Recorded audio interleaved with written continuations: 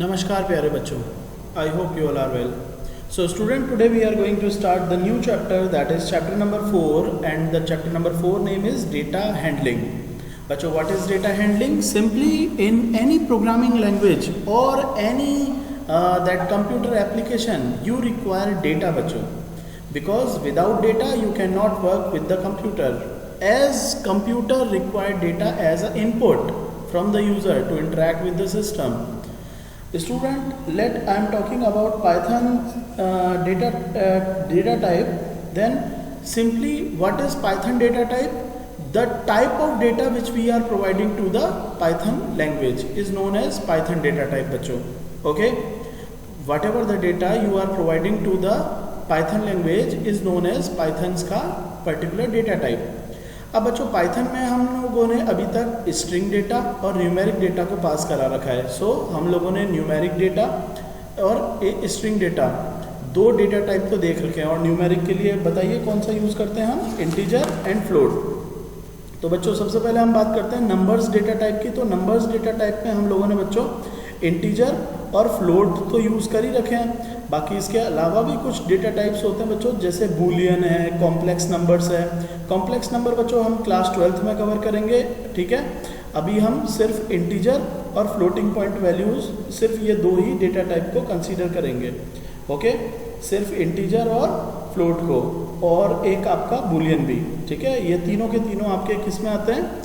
That numeric data type में. अब आप बोलोगे कि सर जो आपका बूलियन डेटा टाइप है वो तो ट्रू और फॉल्स रखता है, तो वो न्यूमेरिक कैसे हुआ? बच्चों, एक्चुअल में ऐसे हुआ क्योंकि बूलियन जो डेटा टाइप है उसकी ट्रू वैल्यू 1 को इंडिकेट करती है और फॉल्स वैल्यू 0 को.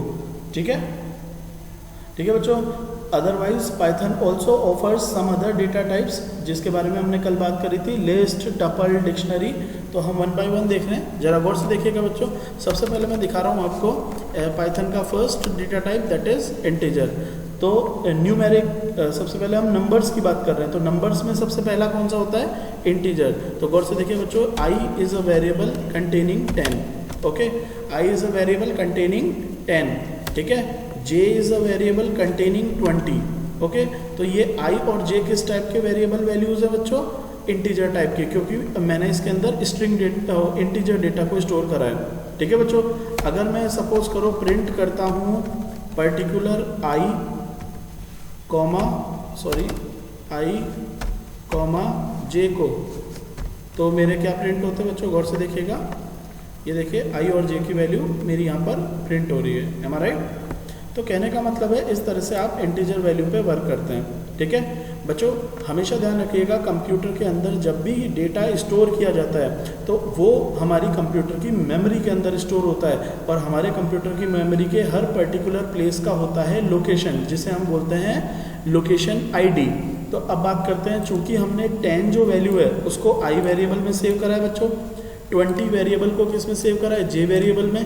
इसका मतलब क्या हुआ? 10 जो वैल्यू है वो मेमोरी में एक पर्टिकुलर लोकेशन पे सेव हो गई, और 20 जो है वो भी कंप्यूटर के अंदर सेव हो गई एक पर्टिकुलर लोकेशन पे. तो ज़रा देखते हैं कि इनकी मेमोरी आईडी क्या है. और बच्चों, मेमोरी आईडी को देखने के लिए एक फंक्शन होता है, दैट इज़ आईडी फंक्शन. ठीक है, क्या कौन सा फंक्शन होता है? ID function. तो मैं आपको तीनों फंक्शन चला रहा हूँ. सपोज करो बच्चों आपने प्रिंट कर दिया सिर्फ आई, तो उससे तो आपकी वेरिएबल की वैल्यू प्रिंट होती है. अगर आपने प्रिंट कर दिया टाइप ऑफ आई, ये भी बच्चों मैंने आपको बता रखा है कि टाइप फंक्शन जो होता है वो किसी भी डेटा टाइप को शो कर देता है जिस वेरिएबल को आप इसमें पास करते हैं. तो ये बताएगा कि आई किस डेटा टाइप का है. नाउ हमारा थर्ड जो फंक्शन है वो है बच्चों आज का very important function, that is ID function. ID stands for identification, कि ये मेमोरी में कौन सी लोकेशन पे सेव है. तो चलिए बच्चों इस प्रोग्राम सेगमेंट को चला के रन करते हैं. ये देखिए बच्चों, हमारा जो i की वैल्यू है, देख लीजिए यहाँ से आप देख रहे होंगे, मैं इसको थोड़ा सा श्रिंक कर देता हूँ. देखिए, सबसे पहले मैंने प्रिंट करा i, तो i की वैल्यू 10. ये आप सबको क्लियर है क्योंकि हमने प्रैक्टिकली कर रखा है. अब मैंने टाइप ऑफ i को प्रिंट करा है, यानी उसके डेटा टाइप को, तो इंट आ रहा है. आप क्लास को इग्नोर कर दो, आप सिर्फ ये इंट देखा करो. अगर एग्जाम में भी आए तो आप सिर्फ इंट लिख देंगे, आपको पूरे मार्क्स मिलेंगे. Okay, now next is id.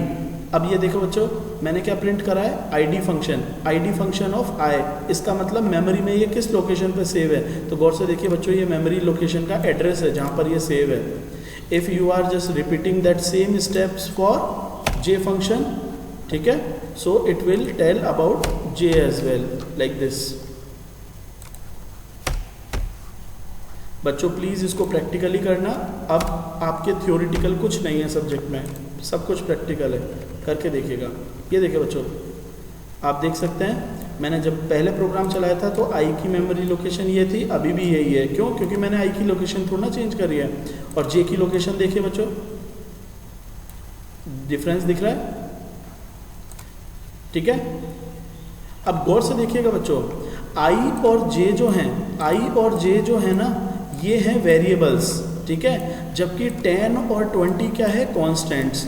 एक बात हमेशा ध्यान रखना, हर पर्टिकुलर कांस्टेंट एक मेमोरी लोकेशन पे सेव होता है, जिसे हम आईडी फंक्शन के थ्रू असेस कर सकते हैं। ओके, आप ये भी बोल सकते हो आई और जे एक तरह से इन मेमोरी लोकेशन के क्या हैं, टैग्स। क्यों? क्योंकि आप इन मेमोरी लोकेशंस को लर्न नहीं कर सकते ना, तो instead of these memory location जिसके ऊपर आपका 10 वैल्यू रखी हुई है, आप क्या यूज़ करते हैं, आपने उसको एक लेबलिंग दे दी, आई और जे। समझ में आया?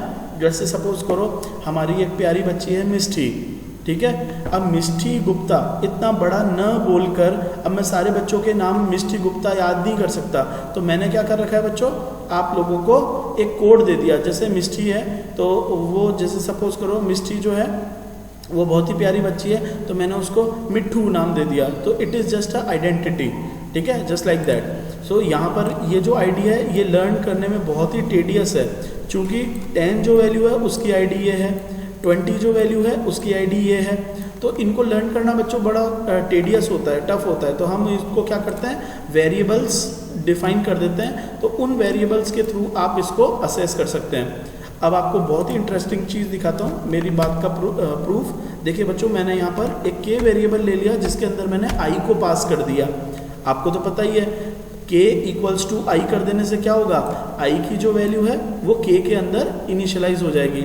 अब सपोज करो बच्चों मैं प्रिंट करता हूँ आई को और के को, तो गौर से देखिएगा बच्चों, मैं यहाँ पर के सभी पैरामीटर्स को डिस्प्ले करा रहा हूँ। ये देखिए, ये मैंने F5 करा।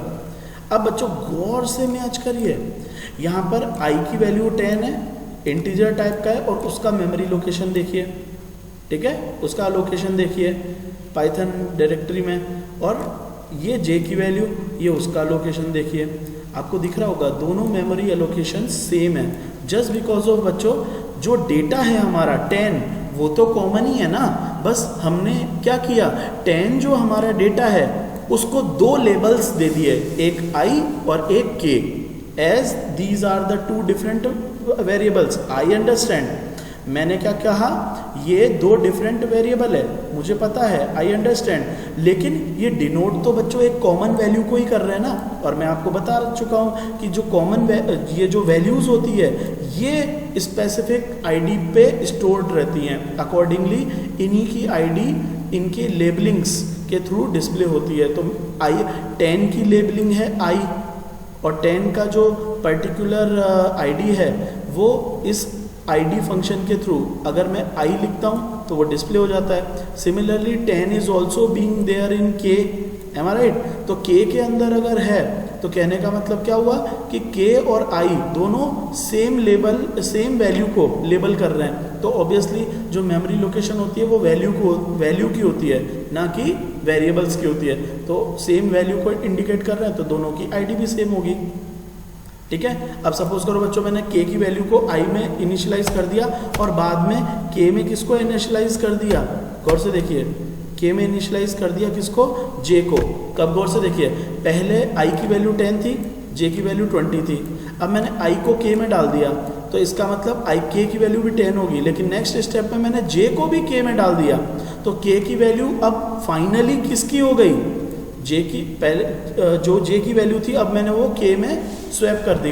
तो ऐसी सिचुएशन में क्या होगा, जो हमारा 20 था जो कि जे वेरिएबल के अंदर स्टोर्ड था, तो 20 की जो लोकेशन होगी आईडी होगी जो कि जे लेबलिंग पे थी, अब वही आईडी और डेटा के लेबलिंग पे आ गया है। तो हम जे और के को देखते हैं बच्चों, देखते हैं कि ये मैच होते हैं नहीं होते। आपको पता ही है जे और के डिफरेंटली डिस्प्ले होने वाली वैल्यूज़ हैं। एक सेकेंड, ये देखिए बच्चों, मैंने यहाँ पे जे और के को प्रिंट करा है, तो गौर से देखते हैं जे और के का क्या आउटपुट आता है। ये देखिए बच्चों, आपको दिख रहा होगा, मैंने जब पहले जे को प्रिंट करा था तब उसकी आईडी में लास्ट के 3 डिजिट पढ़ रहा हूँ 712 थी। अब यहाँ पे जे को प्रिंट करते हैं तो वो भी 712 है, और के को प्रिंट करते हैं तो वो भी 712 है। I think you understand. Okay बच्चों, नेक्स्ट वेरिएबल वेरिएशन हम नेक्स्ट क्लास में देखते हैं। Thank you.